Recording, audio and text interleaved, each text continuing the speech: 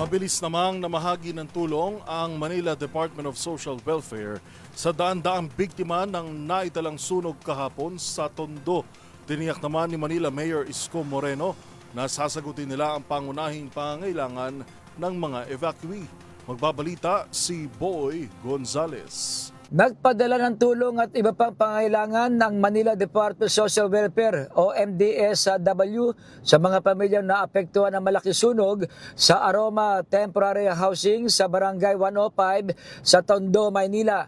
Ayon kay MSWD Director J. Reyes de la Puente, ang mga nasabing pamilya na tinatayang nasa higit sa 800 ang bilang ay pasamantalang nanatili sa covered court sa Barangay 105 at Barangay 104. Maging sa General Vicente Lim Elementary School na isa sa mga ginawang evacuation center, meron ng halos 200 pamilya ang nanunuluyan.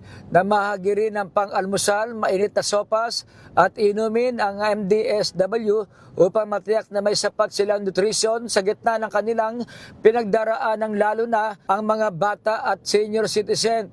Muling tiniyak ni Mayor Isko Moreno Dumagoso na hanggat nasa evacuation center ang mga naapektuhan ng sunog ay sasagutin nila ang pagkain, hygiene at medical kit, kasama na ang financial na tulong. Para sa MBC TV Network News, ito si Boy Gonzales, una sa Pilipinas, una sa Pilipino.